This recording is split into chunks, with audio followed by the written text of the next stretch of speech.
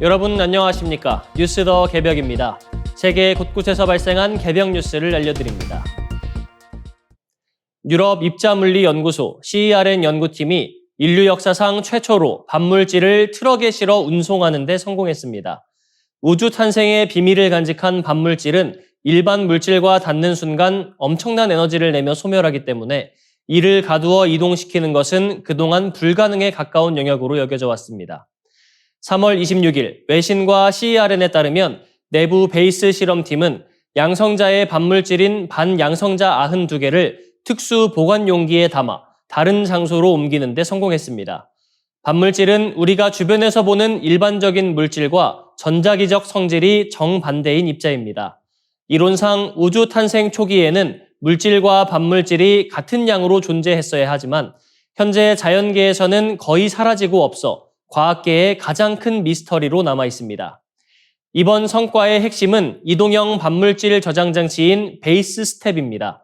이 장치는 무게가 1톤에 달하지만 트럭 적재가 가능하도록 설계되었으며 내부에 초전도 자석과 극저온 냉각 시스템을 갖추고 있습니다.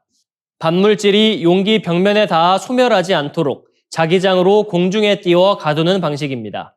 특히 주행 중 발생하는 미세한 진동 속에서도 고진공과 영하 265도 미만의 극저온 상태를 완벽하게 유지하는 것이 이번 기술의 정수로 꼽힙니다. 반물질을 실은 트럭은 CERN 부진의 8km 구간을 시속 42km의 속도로 약 30분간 주행했습니다. 연구진이 굳이 위험을 무릅쓰고 반물질 운송을 시도한 이유는 정밀한 연구 환경 때문입니다. 반물질 생산시설 내부에는 장비들이 내뿜는 미세한 자기장 간섭이 심해 정밀 측정에 한계가 있었습니다.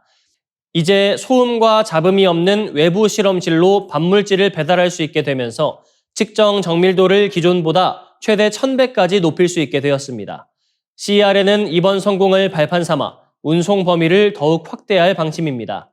오는 2029년에는 약 700km 떨어진 독일 뒤셀도르프의 하인리히 하이네 대학교까지 반물질을 배송한다는 계획입니다. 이를 위해 트럭에 별도의 발전기를 장착해 장거리 주행 중에도 극저온 상태를 유지하는 기술을 검토 중입니다. CERN 측은 이번 성과가 반물질 연구에 거대한 전환점이 될 것으로 보고 있습니다. 특정 시설에만 갇혀있던 반물질 연구가 전 세계로 확장될 수 있는 길이 열린 것입니다. 이는 결국 물질과 반물질의 미세한 차이를 밝혀내어 왜 우주의 반물질이 사라지고 물질만 남게 되었는지에 대한 근본적인 해답을 찾는 중요한 단서가 될 전망입니다.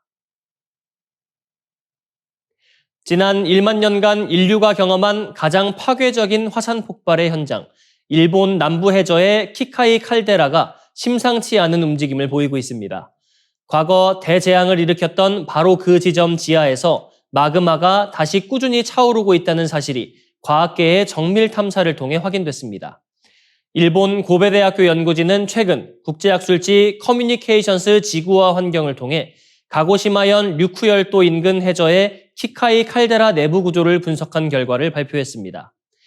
연구진은 해저 175km 구간에 39개의 수중 센서를 설치하고 12,000건이 넘는 파동 기록을 입체적으로 재구성했습니다.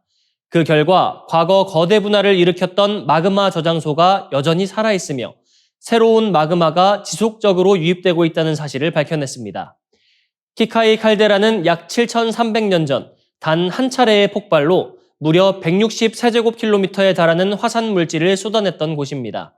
이는 1980년 미국 세인트 헬런스 화산 폭발의 160배가 넘고 1991년 필리핀 피나투보 화산 폭발보다도 16배나 큰 규모입니다. 당시 폭발로 인해 중소도시 하나를 통째로 삼킬 정도의 거대한 분화구가 해저에 형성됐으며 이후 3,900년 동안 마그마가 솟아오르며 세계 최대 규모인 32세제곱킬로미터의 용암돔을 만들어 왔습니다. 특히 이번 연구에서 주목할 점은 새로 발견된 마그마의 성분입니다. 용암돔 속 마그마의 화학 조성을 분석한 결과 과거 대분화 때와의 물질과는 뚜렷한 차이를 보였습니다.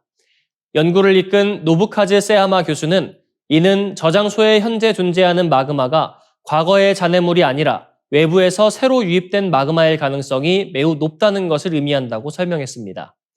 연구진의 분석에 따르면 이 지하 저장소에는 평균 1000년마다 약 8.2 세제곱킬로미터 이상의 마그마가 꾸준히 보충되고 있습니다.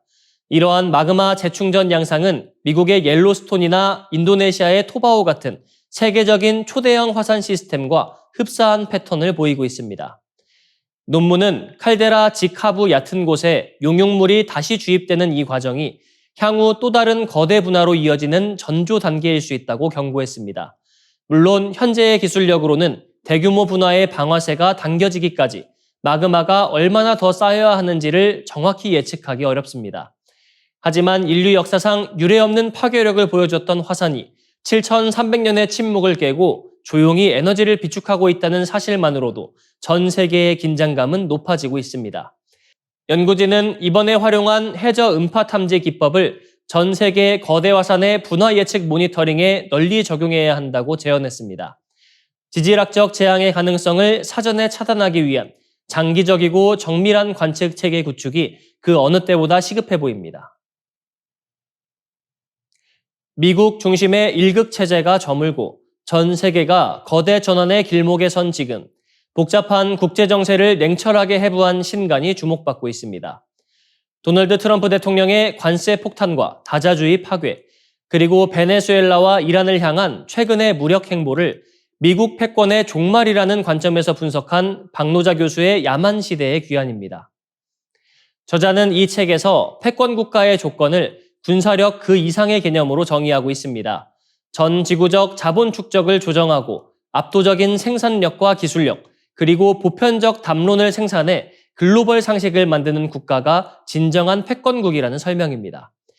미국은 제2차 세계대전 이후 이 지위를 누려왔으나 2008년 금융위기와 중국의 부상 등을 거치며 그 기반이 사실상 와해되었다고 진단합니다.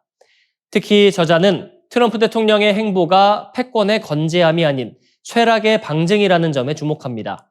합리적인 정책이나 절차 대신 횡포와 무력에만 의존하는 것은 더 이상 제국을 유지할 소프트 파워가 남지 않았음을 의미한다는 것입니다. 책은 트럼프 대통령의 미국 제일주의를 과거 소련 붕괴 직전의 고립주의적 흐름과 비교하며 미 제국이 안락사의 과정에 진입했음을 시사합니다. 저자가 규정한 지금의 시대는 초퇴행의 시대입니다. 절대 강자가 사라진 자리에 열강들이 영토와 자원을 두고 무한 경쟁을 벌이던 19세기식 야만이 다시 도래했다는 것입니다. 과거 1930년대 말의 경제 위기가 제2차 세계대전으로 치달았듯 현재 전 세계적으로 고개를 드는 초강경 우파의 집권과 지정학적 충돌이 더 큰 전쟁의 전조가 될 수 있다는 경고도 담았습니다. 이 책이 던지는 핵심 메시지는 미국 이후의 세계를 어떻게 설계할 것인가로 귀결됩니다. 한때 한국인들에게 미국은 세계 그 자체였으나 이제는 쇠락하는 미국을 냉철하게 상대해야 할 시점이라는 것입니다. 저자는 감상적인 친미나 맹목적인 반미를 넘어 자주국방을 토대로 비서구권과의 관계를 재설정하는 등 독자적인 생존 전략을 강구해야 한다고 강조합니다.